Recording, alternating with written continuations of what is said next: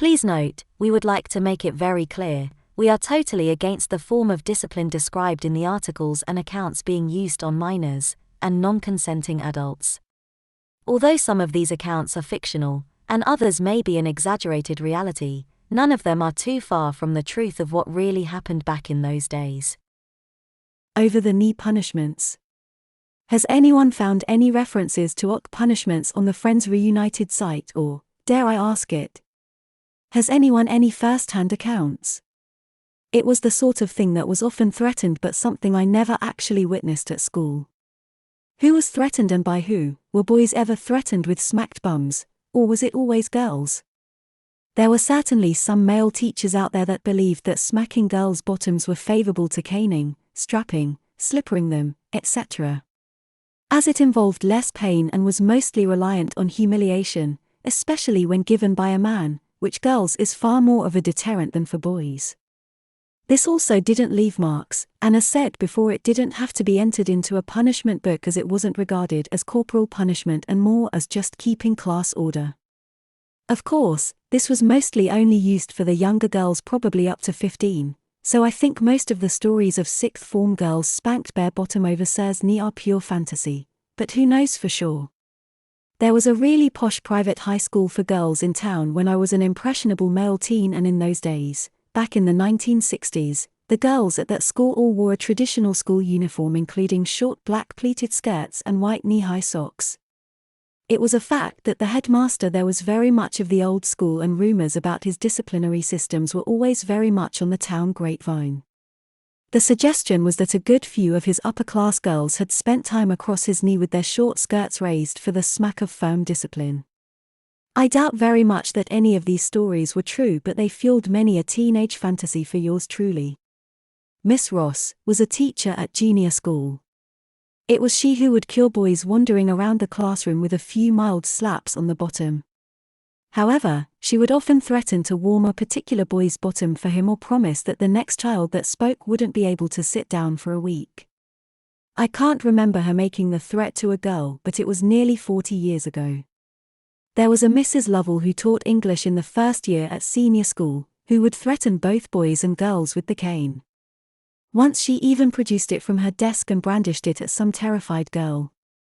She kept a close eye on me because I had written that the collective noun of fish was a can, and she suspected quite wrongly that I was too clever by half. She would often promise me a caning if I did not hand my homework in on time. The promise of a sore bottom was sometimes more of a classroom entertainment than a real threat. In my primary school days, I would say that CP was applied to girls and boys, with perhaps very slightly more boys receiving it than girls. In secondary school, after the first year, it was very uncommon for any girl to get the belt. I do, however, remember one girl in the second year complaining about the girls always getting lines and not the belt. Her wish was granted, by a male teacher. And she took the 2 hard strokes better than some of the boys. I have to agree with Jay that in primary school we got hit around the ears, arms, legs, thighs, and hands with rulers, wee belts, big belts, and bare hands. It was just a different time then, and so difficult to explain to folk that never lived through it.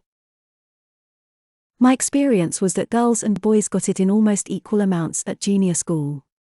At senior school, the punishments were more severe, and girls sussed out that the best way to avoid it was to behave. Boys, being, in general, a little denser, just took punishment as a reward for misbehaving like most boys do. I don't remember anyone enjoying it, but there was some bravado involved. A lad of about 15 who sat in front of me was sent out of class for accidentally dropping a book. The headmaster, who was doing his rounds, knocked on the door and indicated to the teacher that he would deal with him. He came back about 5 minutes later and was dragged into class by the headmaster in a real state and cried for the rest of the lesson.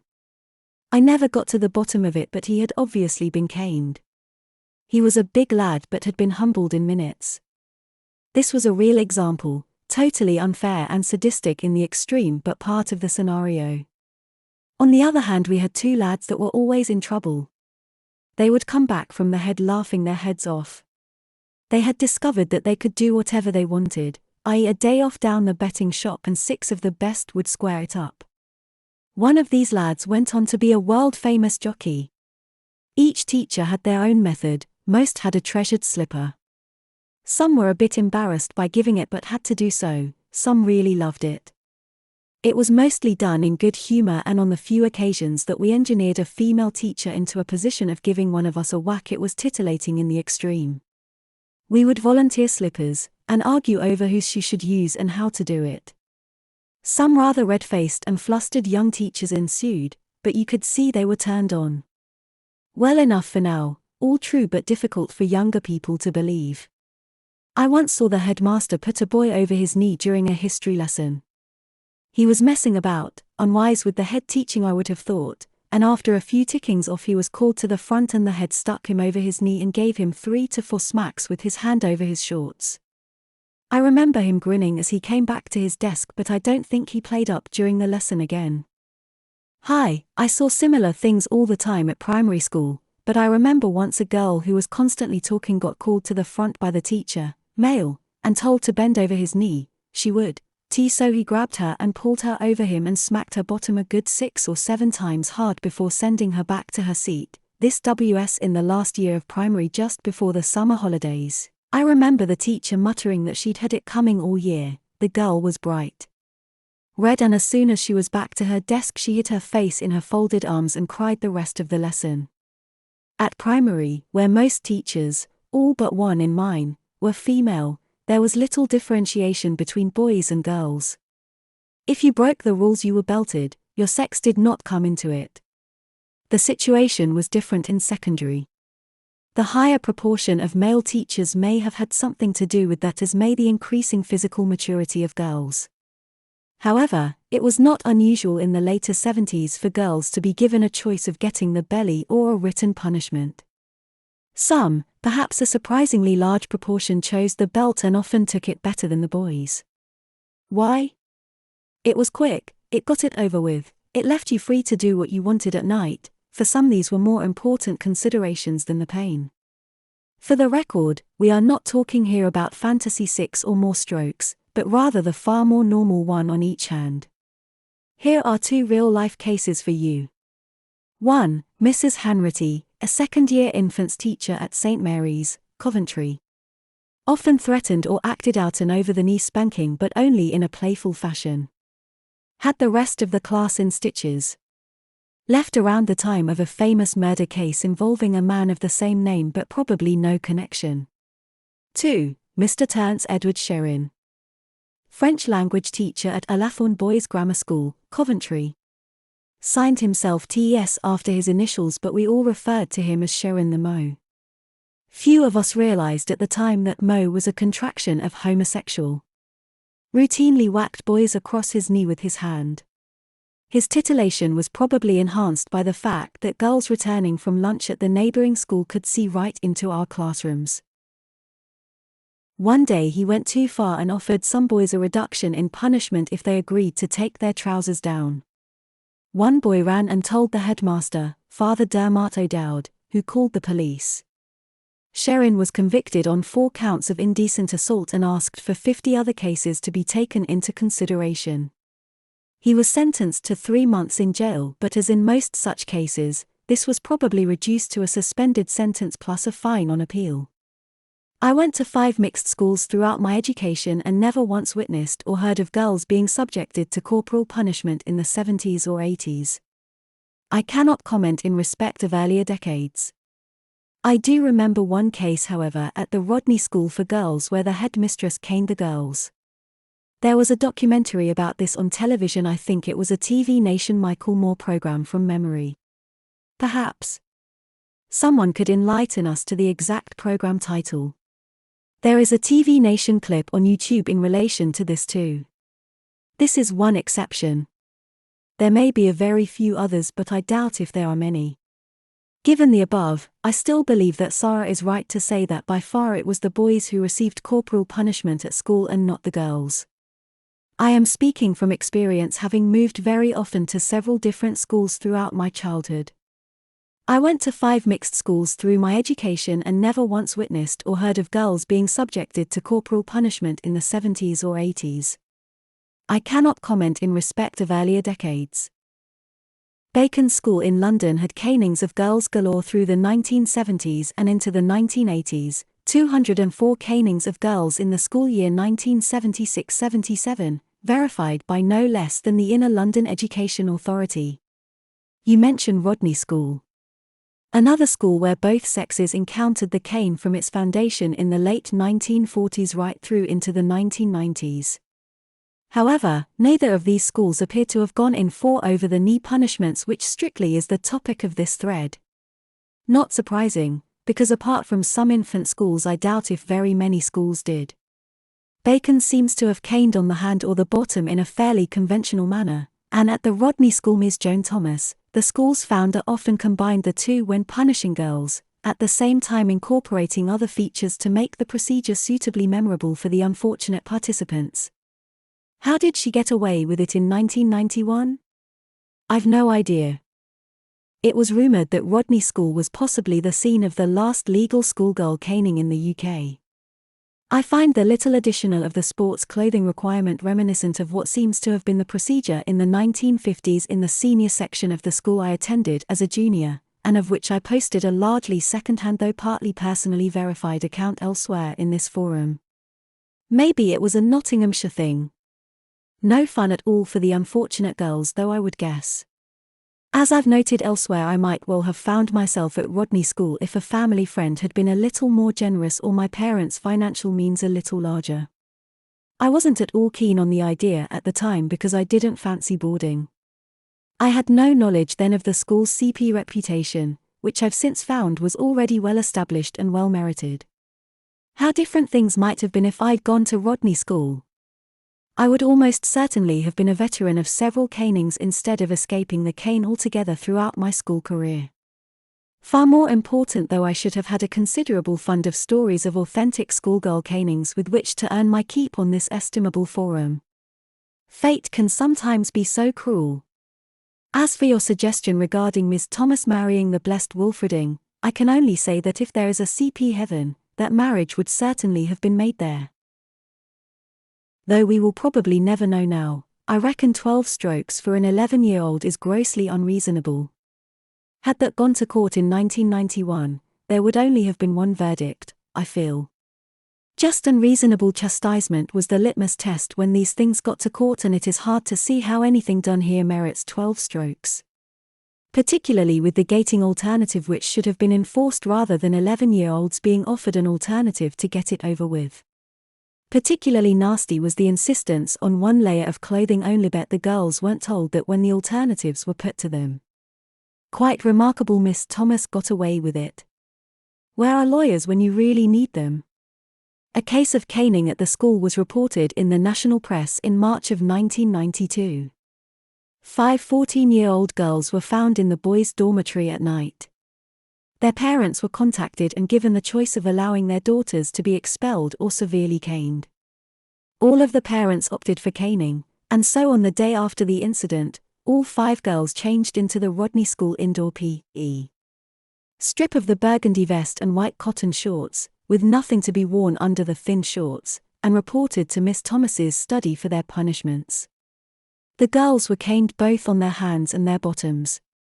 Nicola Whiteley, who received 2 strokes on each hand and 4 on her bottom, commented, "I had to agree that I had been in the wrong.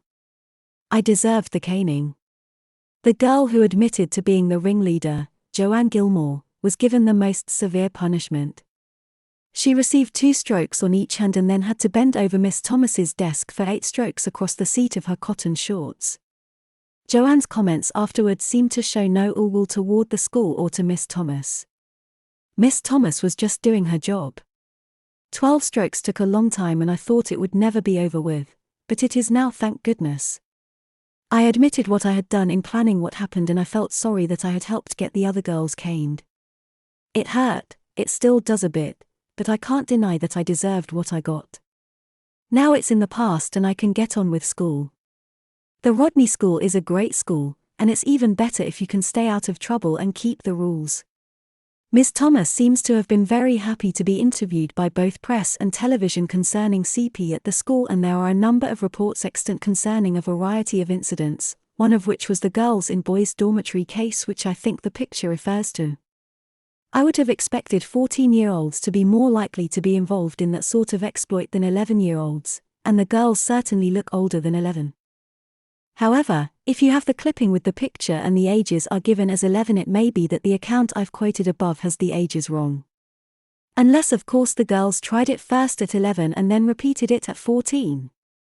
I went to a private religious school in North London that used corporal punishment right up until 1998. Boys and girls were in separate buildings, but girls were sent to the headmaster for punishment. OTK spankings were administered quite often at my primary school, mostly by female teachers. Although boys were the main recipients, girls also received it.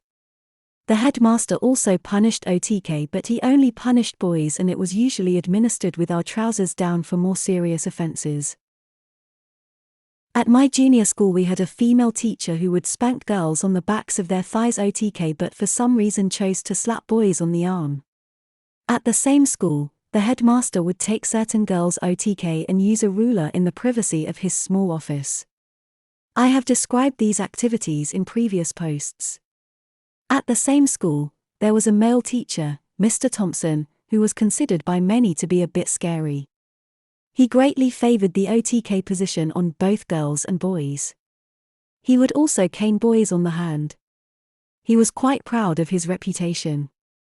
When in charge of morning prayers, I recollect on more than one occasion, to show he wanted obedience, him asking all those in his class who he had whacked to put up their hands. He would then say, "Now just the girls who I have whacked put up their hands." Several did. I saw him in action a few times and he certainly whacked hard. I think the use of the OTK position on teenagers at school was very rare. It occurred at Helston and Colin West used it, but I suspect these were not the norm. It did occur sometimes at school camp, and I am aware of one art teacher at a school in Hackney, East London, who favoured OK with short straight canes which he made himself by using rope and LX tape to put handles on lengths of basket, making rattan.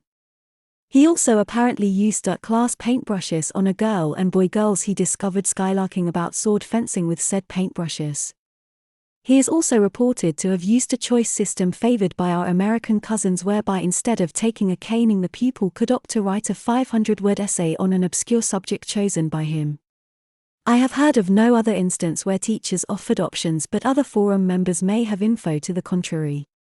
At school you would get OTK ones up until 3rd or 4th grade, depending on the teacher. After that, it was either touching your ankles, over a chair, or over uncle's spanking desks in his office. I'd not imagine that any normal school had special furniture for positioning youngsters over for CP. In my UK grammar school, the 1950s-60s, there was, in the head's office, a low-backed armchair. A tub chair with a back and arms of the same height. It was fairly light, so could easily be turned around when a boy was about to be caned. It was already turned to face the wall when the headmaster first caned me. Still in that position from the previous bad lad. I have no doubt that any parents that came to talk with the headmaster sat in that chair, facing the right way of course. I doubt if any of them realized that boys bent the very same chair to take a caning, their own sons perhaps. The deputy head's office had a chest of drawers. It was of desk table height with long shallow drawers. I've since learned this type of furniture was originally intended for the storage of maps, charts, etc. I remember on a visit to the deputy head being required to stand at one end of it and to bend over the top of it, gripping the far end. Once in this position, I heard a drawer in it being opened, the perfect piece to keep a cane. Any specialized spanking furniture in a UK school would have been seen as most odd, I think. Not the sort of thing to show visitors. Even canes tended to be kept out of sight, same in families. If parents kept a slipper or strap, especially for the family discipline, it would be hidden away somewhere, but in a place it could be quickly at hand if a youngster misbehaved. The only exception to this I knew was at a school friend's house, and even then it wasn't that obvious. His parents used a strap that was kept hanging in their hallway, usually undercoats. I just can't imagine any school in the UK in the last 50 years having the need or the space for such items of furniture of this type. Eton perhaps being the exception, but that was tradition. Even when I started at grammar school in the late 1950s, there weren't that many canings given in the headmaster's office. He utilized a tub chair turned around. With its arms and back of the same height, it provided the right position for most lads, a bit high for younger lads perhaps. The first time he caned me was for missing my first proper school detention. I didn't understand the rules about having to be there. That was no excuse in his eyes. I should have found out. He caned several other boys before it was my turn. The chair was already turned around before I went in. Other times he'd spin it around with ease, a well-practiced move. Does a teacher have a right to spank a 19-year-old or a senior that stayed back a year? True, she is an adult in most states, but Mississippi happens not to be one of them. Most schools show their folks their disciplinary record even if they don't call them before or often they paddle, and for what reason? Why would a 19-year-old be spared swats while her 18-year-old classmate would bend over? She certainly wouldn't want to miss her prom as an alternative. Those that receive swats refer to their punishment as spanking, but never in a domestic manner as shown below. No jury of Mississippi peers would be hearing this case, never mind deliberating, unless her grievance was egregious that it would be judged excessively cruel. Any lawyer would show this poor young lady in the last link. Things that are unthinkable in white middle-class suburbia outside the South hardly raise eyebrows elsewhere. Two different worlds in the same country. I mentioned a third grade, 1959, over-the-knee spanking that occurred on a girl that I surreptitiously ascertained her having no memory. I remembered the spanking, for it was the only one. Perhaps the mean nun thought it was less severe than getting the stick and was doing her a favor. This advertisement came from 1959 in the link below. Why do I know that? Between 3rd and 4th grade they changed the flag from 49 to 50 stars. January 1959, Alaska, and August 1959, Hawaii, became states. Should I be a detective? USA, not Belgium. Merry Christmas, Nevada style. In 1879 the school trustees received a suggestion for a Christmas present.